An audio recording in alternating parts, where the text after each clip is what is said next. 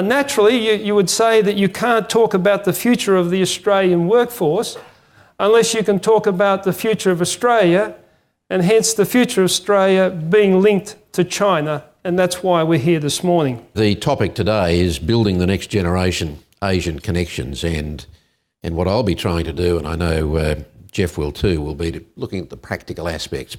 No country matters more to Australia's economic future than China, and yet no major country is more different from Australia in terms of values and political and social systems.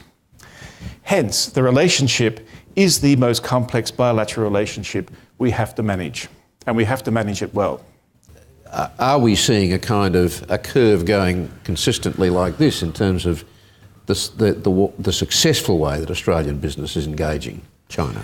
Yeah, look, I think there's been a lot of learning by doing, and Australian business people, I think, by and large, have quite a sensible and sophisticated approach to dealing with China. Maybe in the early years there was a sense of rushing in, rushing out, trying to do a deal quickly. I think now most people realise that it's really hard if you're going to do business in China.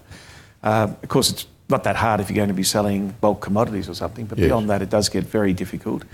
But you do need to build relationships.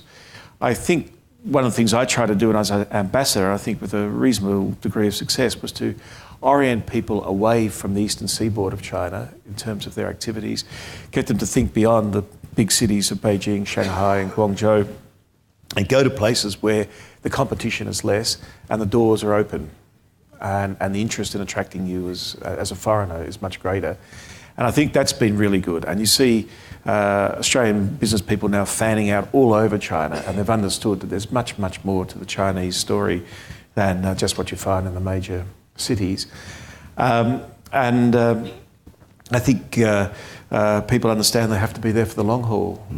And if you do stick it out, it usually comes good, but there's a lot of cost and a lot of pain in that intervening period.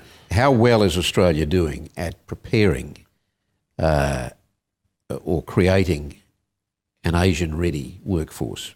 The fact that we're able to do things through industry and through our education institutions, for example, demonstrates that when we focus on what we are trying to get done, we have the capability. There's no doubt we have the capability.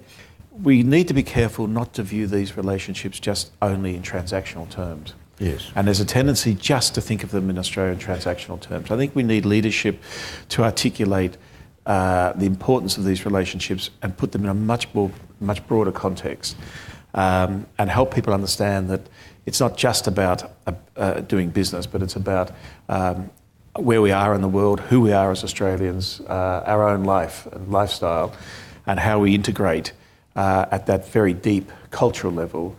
And we don't talk enough about that. We don't have enough of a national debate and a national understanding that central to the success of our transaction, for example, is our ability to embrace these other Asian cultures in a very complete way, and language is obviously an extremely important part of that.